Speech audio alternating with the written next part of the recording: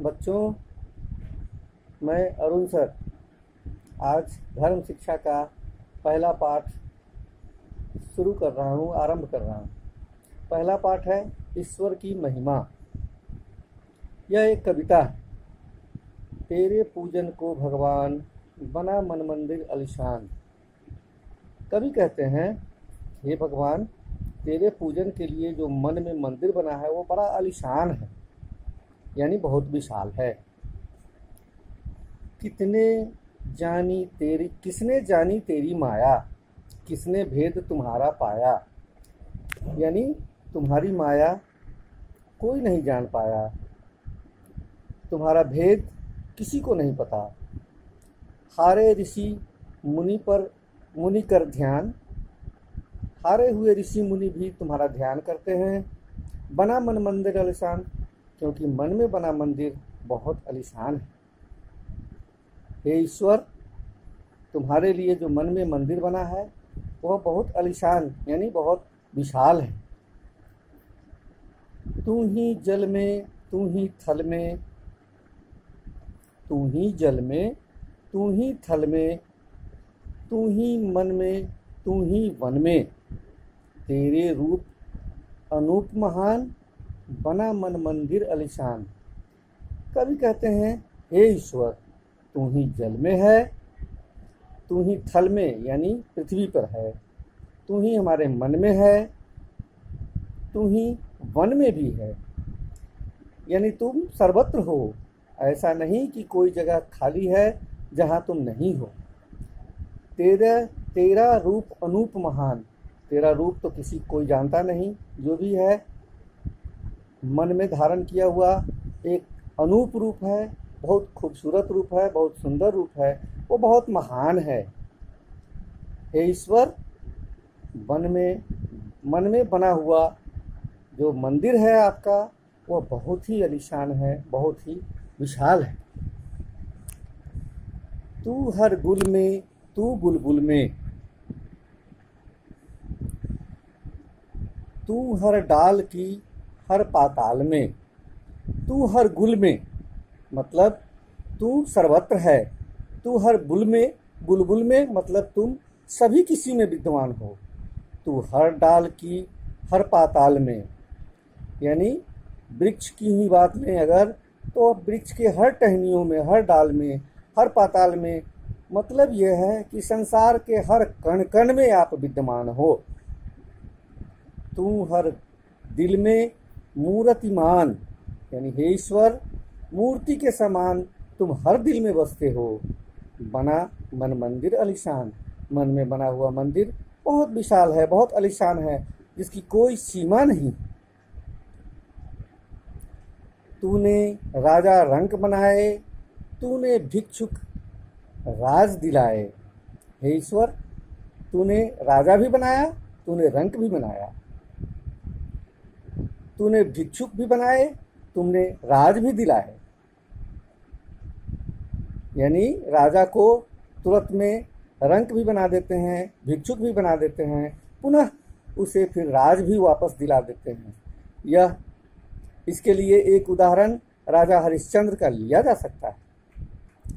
तेरी लीला परम महान, बना मन मंदिर आलीशान। हे ईश्वर, तुम्हारी जो ये लीला है वह अत्यंत महान, बहुत महान है। मन में बना हुआ मंदिर बड़ा आलीशान है। बच्चों, चूँकि छोटा छोटा चैप्टर है इसलिए दूसरा चैप्टर भी अब शुरू कर रहा हूँ। दूसरा चैप्टर कविता नहीं है, दूसरा चैप्टर एक स्टोरी है ईश्वर के ऊपर। ईश्वर स्वामी, मालिक। ईश्वर स्वामी को कहते हैं, यानी मालिक, जो जगत का, सारे संसार का मालिक है।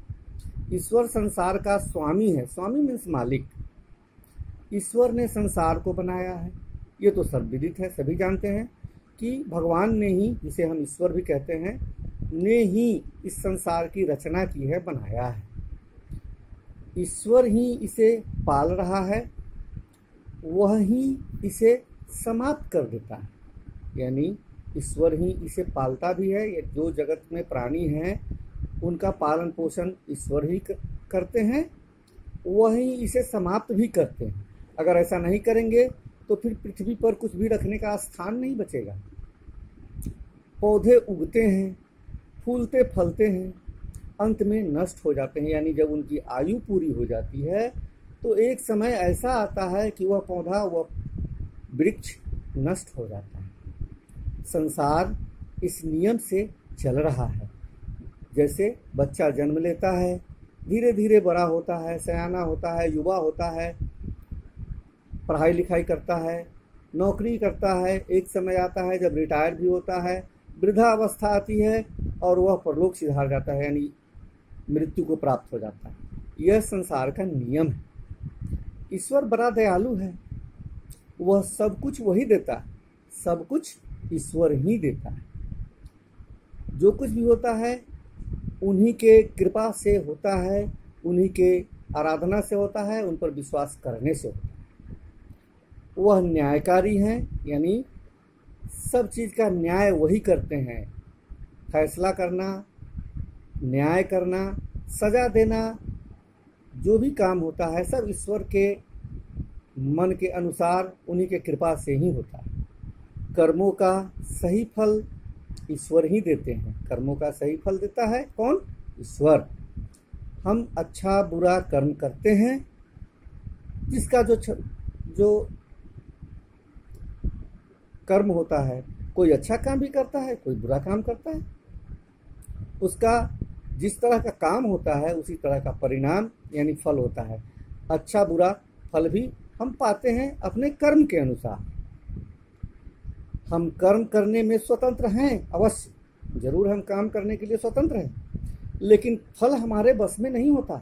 कर्म का फल पाने में परतंत्र है। पर माने दूसरा, तंत्र माने दूसरे पर आधारित, यानी कर्म का फल हमें खुद से नहीं प्राप्त होता, वह दूसरे पर आश्रित होता है। इसलिए कर्म करना हमारा कर्तव्य है, लेकिन फल की आशा नहीं करना चाहिए। फल कर्म के अनुसार ईश्वर देते हैं। ईश्वर सब कुछ जानता है। हम अगर कुछ भी करते हैं उनकी आंखें हमेशा खुली रहती हैं, कुछ छिपा नहीं रहता, इसलिए वो सब कुछ जानते हैं। उससे हमारा कुछ छिपा नहीं, वह सदा से हैं, सदा रहेगा। वह सर्वव्यापक है, यानी सभी जगह विद्यमान है, सभी जगह उपस्थित, सब जगह मौजूद हैं, कण कण में समाया हुआ है। तभी तो प्रहलाद से जब हिरण्यकशिपु ने पूछा कि तुम्हारा भगवान कहाँ है, तो उसने क्या कहा? हम में तुम में खड़ग खम्भ में, यानी हम में भी है, तुम में भी है। तुम्हारे हाथ में जो ये खड़ग मतलब तलवार है उसमें भी है, ये जो खंभा है इस खंभे में भी है। और भगवान नरसिंह अवतार के रूप में खंभा फाड़ के बाहर आते हैं और हिरण्यकशिपु का नाश करते हैं, प्रहलाद की रक्षा करते हैं। तो कण कण में समाया हुआ है, यानी ईश्वर सभी जगह मौजूद है। सारा संसार उसमें है, वह सारे संसार में है। उसका निज नाम ओम है, यानी ईश्वर का निज माने अपना, उनका अपना नाम जो है वह क्या है? ओम है। ओम से ही दुनिया शुरू होती है, ओम पर ही दुनिया समाप्त भी होती है। बच्चों, इस तरह से हम लोगों ने आज दूसरा पार्ट भी समाप्त कर लिया है। अब क्वेश्चन आंसर भी इसका मैं करा दे रहा हूँ, लिखित रूप में आपको क्वेश्चन आंसर भेज रहा हूँ।